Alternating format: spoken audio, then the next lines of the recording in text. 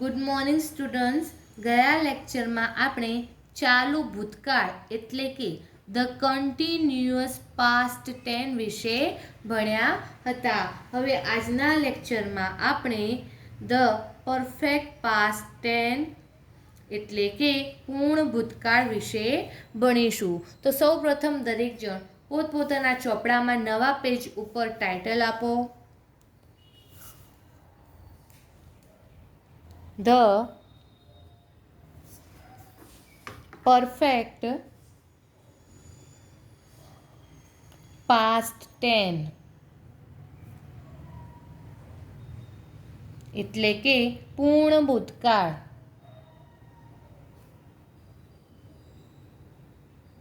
તો વિદ્યાર્થી મિત્રો, પૂર્ણ ભૂતકાળ ક્યારે વાપરવામાં આવશે? તો કે ભૂતકાળમાં કોઈ બે ક્રિયાઓ સાથે થઈ છે, બરાબર, અથવા કોઈ સંયુક્ત ક્રિયાઓ આપણે દર્શાવી છે. તે ક્રિયાઓમાંથી જે ક્રિયા સૌથી પહેલાં થઈ હોય તે દર્શાવવા માટે પૂર્ણ ભૂતકાળ વપરાય. ધ્યાનથી સાંભળો. ભૂતકાળમાં થયેલી બે ક્રિયાઓ એટલે કે સંયુક્ત થયેલી ક્રિયાઓમાં જે ક્રિયા પ્રથમ એટલે કે પહેલી થયેલી હોય તે દર્શાવવા માટે પૂર્ણ ભૂતકાળનો ઉપયોગ કરવામાં આવે છે. તો સૌથી પહેલાં દરેક જણ લખો, ભૂતકાળમાં થયેલી બે ક્રિયાઓમાં એટલે કે સંયુક્ત થયેલી ક્રિયાઓમાં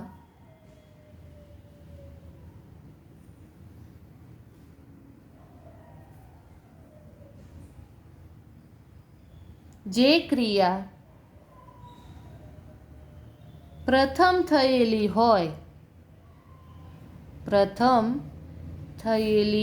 હોય તે દર્શાવવા ધ પરફેક્ટ પાસ્ટ ટેન્સ એટલે કે પૂર્ણ ભૂતકાળનો ઉપયોગ કરવામાં આવે છે.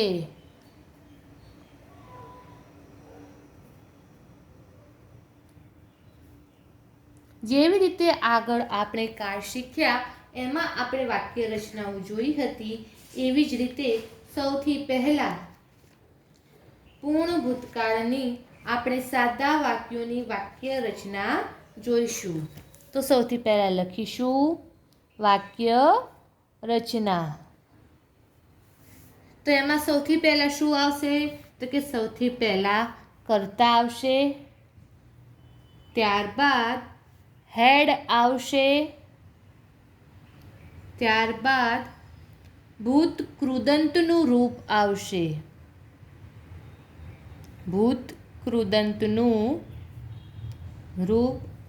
ત્યારબાદ કર્મ અને અન્ય શબ્દો. પૂર્ણ ભૂતકાળમાં સાદા વાક્યની વાક્ય રચનામાં સૌથી પહેલાં કર્તા આવશે, ત્યારબાદ હેડ આવશે, ત્યારબાદ ભૂત કૃદંતનું રૂપ એટલે કે ક્રિયાપદનું ભૂત કૃદંતનું રૂપ આવશે, ત્યારબાદ કર્મ આવશે અને ત્યારબાદ અન્ય શબ્દો આવશે. હવે આના આપણે કેટલાક ઉદાહરણ જોઈએ. તો કે when he came,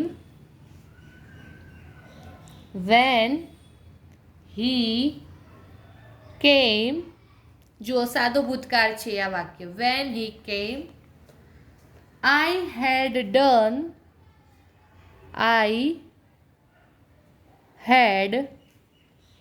done my homework. હવે તમે જુઓ, આ જે વાક્ય છે when he came, I had done my homework. બે ક્રિયાઓ છે. સૌથી પહેલાં તો શું છે કે જ્યારે તે આવ્યો, when he came, I had done my homework. મેં મારું હોમવર્ક કરી દીધું હતું. બે ક્રિયાઓ બતાવી છે. તો એમાંથી સૌથી પહેલી ક્રિયા કઈ છે કે આવ્યો તે પહેલાં મેં મારું હોમવર્ક કરી દીધું હતું. તો કે મારું હોમવર્ક કરી દીધું હતું એ ક્રિયા પૂર્ણ ભૂતકાળની થઈ. જ્યારે બીજી જે ક્રિયા છે તે આવ્યો એ સાદા ભૂતકાળની થઈ. જ્યારે તે આવ્યો ત્યારે મેં હોમવર્ક કરી દીધું હતું. બરાબર. આઈ હેડ ડન માય હોમવર્ક. મેં હોમવર્ક કરી દીધું હતું. આ વાક્ય એ પૂર્ણ ભૂતકાળનું છે, બાકી આગળનું જે વાક્ય છે એ સાદા ભૂતકાળનું છે.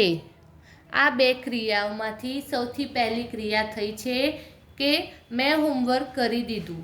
માટે જે ક્રિયા પહેલી થઈ છે તે દર્શાવવા આપણે પૂર્ણ ભૂતકાળનો ઉપયોગ કરીએ છીએ. એવી જ રીતે હું તમને બીજું ઉદાહરણ આપું. The patient had died. The patient had died before the doctor came. બરાબર. એટલે કે ડૉક્ટર આવ્યા તે પહેલાં દર્દી મરી ગયો હતો. ડૉક્ટર આવ્યા તે પહેલાં દર્દી મરી ગયો હતો. બરાબર.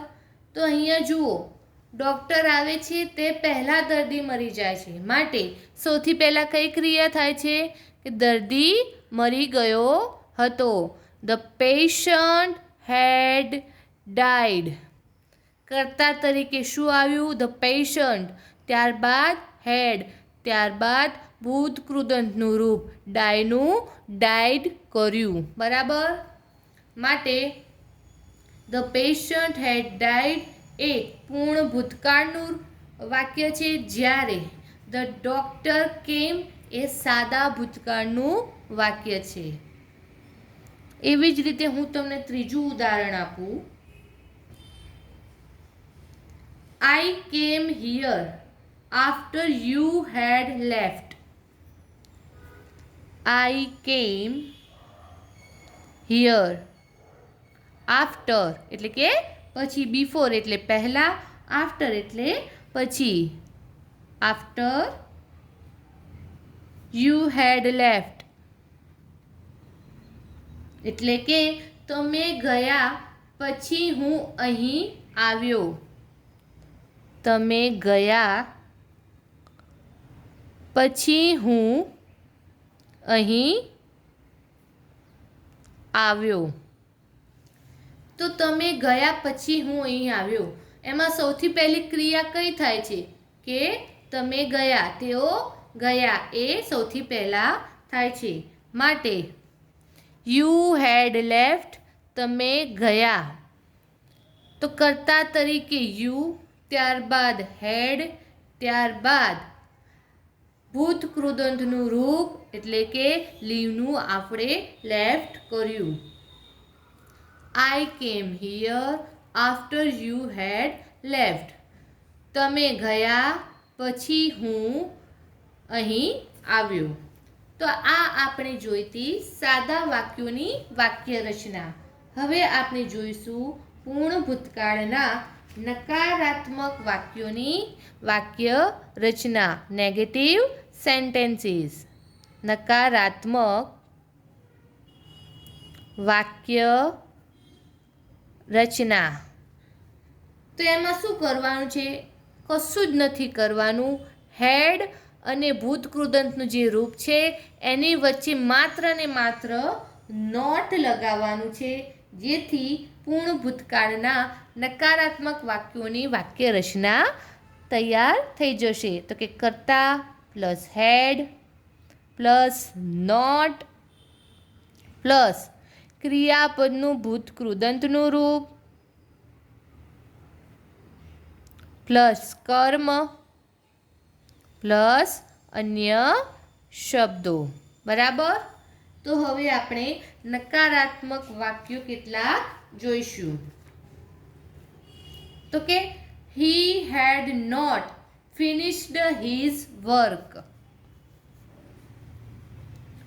He had not finished his work. એટલે કે તેણે પોતાનું કામ પૂરું કર્યું ન હતું. તેણે પોતાનું કામ પૂરું કર્યું ન હતું. સૌથી પહેલાં કર્તા તરીકે હી મૂક્યું, ત્યારબાદ હેડ મૂક્યું, ત્યારબાદ નોટ, ત્યારબાદ ભૂત કૃદંતનું રૂપ. તો ફિનિશ જે ઓરિજિનલ ક્રિયાપદ છે એનું ભૂત કૃદંતનું રૂપ ફિનિશ્ડ કર્યું, ત્યારબાદ કર્મ અને અન્ય શબ્દોમાં હિઝ વર્ક. આગળ આપણે બીજું ઉદાહરણ જોઈએ.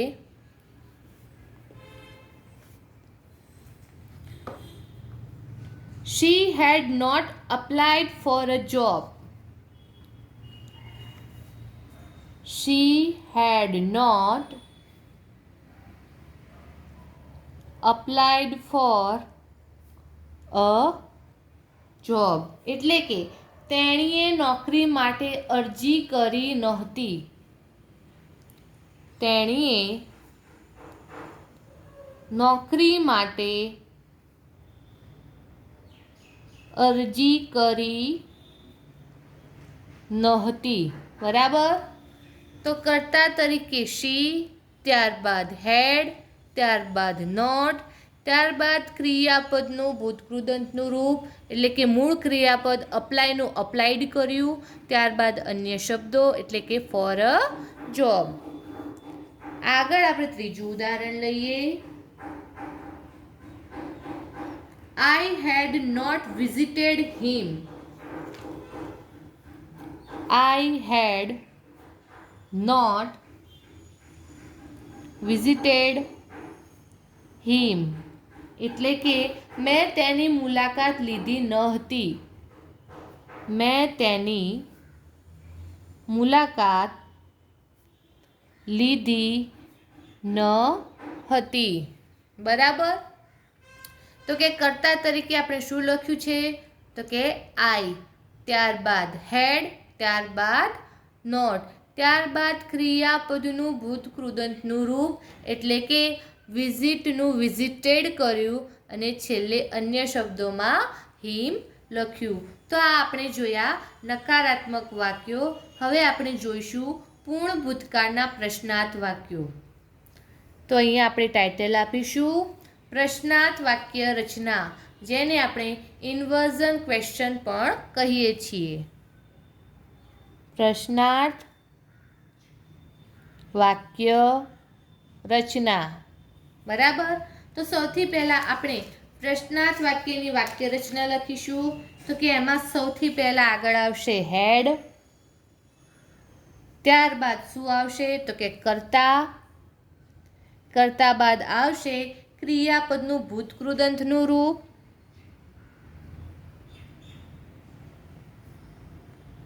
ત્યારબાદ કર્મ, ત્યારબાદ અન્ય શબ્દો અને છેલ્લે પ્રશ્નાર્થ વાક્ય છે માટે પ્રશ્નાર્થ ચિહ્ન આવશે. સાદા વાક્યમાં તમે જુઓ, સૌથી પહેલાં કર્તા આવે છે, ત્યારબાદ હેડ, ત્યારબાદ ભૂતકૃદંતનું રૂપ, ત્યારબાદ કર્મ અને અન્ય શબ્દો. જ્યારે તમે નકારાત્મક વાક્ય બનાવો ત્યારે તમારે હેડ અને ભૂતકૃદંતનું જે રૂપ હોય એની વચ્ચે નોટ લગાવવાનું, અને જ્યારે પ્રશ્નાર્થ વાક્ય બનાવો ત્યારે કર્તાની જગ્યાએ તમારે હેડ મૂકી દેવાનું અને હેડની જગ્યાએ તમારે કર્તા મૂકી દેવાનું. તો શું બની જશે? તો કે પ્રશ્નાર્થ વાક્ય રચના. હવે આપણે પ્રશ્નાર્થ વાક્યો કેટલાક જોઈશું. એમાં સૌથી પહેલાં આપણે લખીશું Had you completed your task?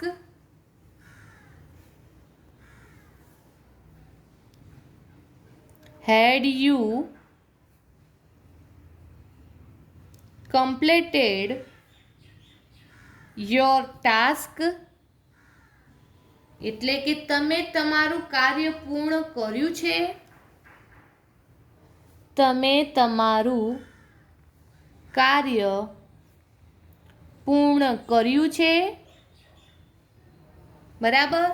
સૌથી પહેલા હેડ, ત્યારબાદ કર્તા તરીકે આપણે મૂક્યું યુ, ત્યારબાદ ક્રિયાપદનું ભૂતકૃદંતનું રૂપ એટલે કે મૂળભૂત ક્રિયાપદ કમ્પ્લીટનું આપણે કમ્પ્લીટેડ કર્યું, ત્યારબાદ કર્મ, અન્ય શબ્દો એટલે કે યોર ટાસ્ક અને છેલ્લે પ્રશ્નાર્થ ચિહ્ન.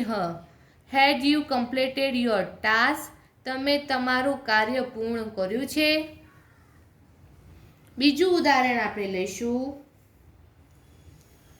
હેડ he prepared himself for the exam. Had he prepared himself for the exam એટલે કે તેમણે પરીક્ષા માટે પોતાને તૈયાર કર્યા હતા. તેમણે પરીક્ષા માટે પોતાને તૈયાર કર્યા હતા. બરાબર. તો સૌથી પહેલાં શું આવ્યું તો કે હેડ, ત્યારબાદ કર્તા તરીકે આપણે હી મૂક્યું, ત્યારબાદ છે ક્રિયાપદનું ભૂતકૃદંતનું રૂપ એટલે કે પ્રિપેર એટલે કે તૈયાર કરવું, પ્રિપેરનું આપણે પ્રિપેર્ડ કર્યું, ત્યારબાદ કર્મ, અન્ય શબ્દોમાં હિમસેલ્ફ ફોર ધ એક્ઝામ અને છેલ્લે પ્રશ્નાર્થ ચિહ્ન મૂક્યું. તેમણે પરીક્ષા માટે પોતાને તૈયાર કર્યા હતા. એવી જ રીતે હવે આપણે છેલ્લું એક્ઝામ્પલ લઈએ. Had she prepared some food for the kids. Had she prepared some foods for the kids એટલે કે તેણીએ બાળકો માટે થોડો ખોરાક તૈયાર કર્યો હતો. તેણીએ બાળકો માટે થોડોક ખોરાક તૈયાર કર્યો હતો.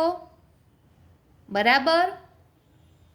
તો કે સૌથી પહેલાં શું આવે તો કે હેડ, ત્યારબાદ કર્તા તરીકે શી મૂક્યું, ત્યારબાદ ક્રિયાપદનું ભૂતકૃદંતનું રૂપ એટલે કે પ્રિપેરનું પ્રિપેર્ડ કર્યું અને છેલ્લે છે અન્ય શબ્દો એટલે કે સમ ફૂડ ફોર ધ કિડ્સ અને સૌથી છેલ્લે પ્રશ્નાર્થ ચિહ્ન. તો સ્ટુડન્ટ્સ, અહીંયા આપણો પૂર્ણ ભૂતકાળ પણ પૂરો થયો. ટૂંકમાં આપણા વર્તમાન કાળના 3 કાળ એટલે કે સાદો વર્તમાન કાળ, ચાલુ વર્તમાન કાળ અને પૂર્ણ વર્તમાન કાળ પૂરા થયા. ત્યારબાદ ભૂતકાળના પણ 3 કાળ એટલે કે ચાલુ ભૂતકાળ, સાદો ભૂતકાળ અને પૂર્ણ ભૂતકાળ આપણા પૂરા થયા. હવે આવતા લેક્ચરથી આપણે ભવિષ્યકાળ વિશે જાણીશું.